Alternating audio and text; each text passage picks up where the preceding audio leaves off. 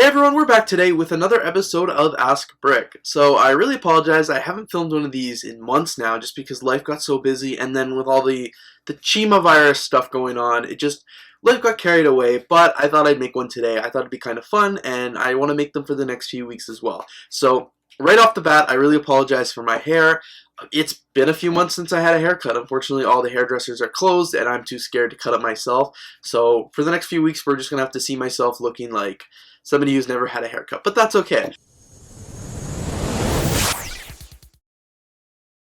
So in today's episode, I've got 5 awesome LEGO questions to answer that up. I think I'm going to try and keep each episode to about 5 questions just to keep the time down because I know nobody wants to sit and watch me ramble for 15 minutes every episode. So I'm going to try and keep it to 5 questions. You'll have to let me know down in the comments below if you enjoyed that today or not, and we can adjust for the future weeks. So we'll get right into it. The first question is from Colin Williams. Ask Brick, which LEGO YouTuber would you switch places for a day? That's a really good question. It actually took me a lot of time to, internally think of which YouTuber I would want to switch places with. I think there are so many incredible LEGO YouTubers out there. They all do like really great things, interesting things. And I was like, ooh, this is going to be really hard. I was really toying with Jank Bricks because I'd love to see his setup. I'd love to see how his, a day in the life of Jank Bricks, because he is a full-time YouTuber. I am not a full-time YouTuber, so I wanted to kind of see how that would go. But I think ultimately I decided I would want to sit in and I would want to switch places for a day with Beyond the Brick. I think they do really incredible work, especially when they cover like conventions and shows like that. The day I would obviously want to switch places with them would be like maybe a weekend where they're going away to a LEGO convention. They work really hard at the convention, and then they seem to afterwards always get to meet up with really cool LEGO builders and tour their spaces and things like that. I'm kind of shy when it comes to that, so I've actually never done anything like that, but I think that would be incredibly cool, and I really admire them for doing that. So if I had to switch places with any YouTuber for a day, it would definitely be Beyond the Brick, getting to go to like conventions and touring other AFOL spaces. Toynator Films asks, is Bionicle going to return? So unfortunately, I have no insight into the LEGO group. No insider information. I really wish, but unfortunately, no insider information. In my opinion, do I hope Bionicle comes back? No. I really don't. I didn't like the line. I've got a ton of Bionicle pieces that I just kind of throw in my Technic. I don't really do much with them, but overall, it's not a theme that I think is dire to LEGO's success, so I probably wouldn't wish for them to come back. But of course, that's going to be LEGO's choice whether or not they bring them back. And but of course, if you really want them to come back, I'll wish that they'll bring it back. But for me, no, I don't really care if Bionicle comes back. I haven't really given it much of a thought. Zippy Cohen asked, what LEGO sets were your favorite to build?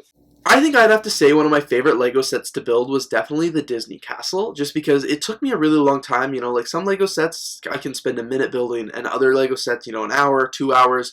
But like the Disney Castle took me a good solid 4.5 hours of build time, and I know that it took that long because I filmed it. It took me multiple days, coming back to it, but I filmed the whole thing. I really enjoyed the build. I thought it was very great. I loved it because it wasn't very repetitive, so you could do different things each time. It wasn't like... I'm kind of afraid, actually, to get the new LEGO Ideas Space Station set just because I feel like there's going to be so many different repeating steps. I haven't watched anybody's review, so I could be completely off base, but that would be like my fear, is that it's got a lot of repeating steps. I absolutely hate that. So by telling you what my favorite set to build was, being the Disney Castle, I think it's only right if I tell you what my least favorite set to build was. And it was actually this puppy right here, the LEGO Ideas fossil set with the 3 dinosaurs, came out last year, LEGO Ideas set number 28. This set was an absolute horrendous... I hated building that set, to be honest. It's just so many tiny pieces, everything's white, it's really hard to... I found it really hard to build.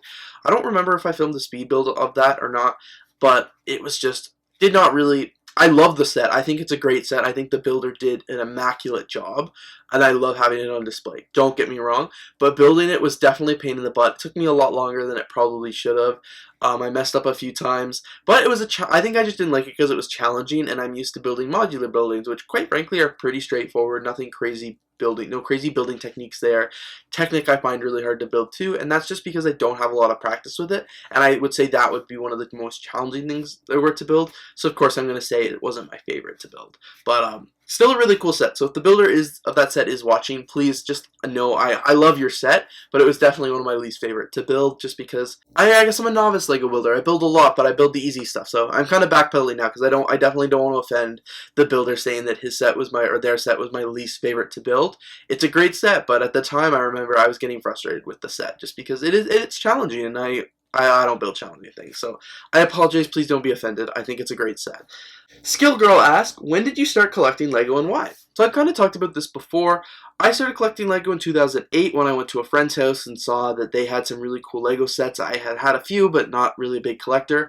That was in September. That November, I ended up going to downtown Disney, Disney World, and was so excited to go to the Lego store. Went to the downtown Disney one 2 or 3 times.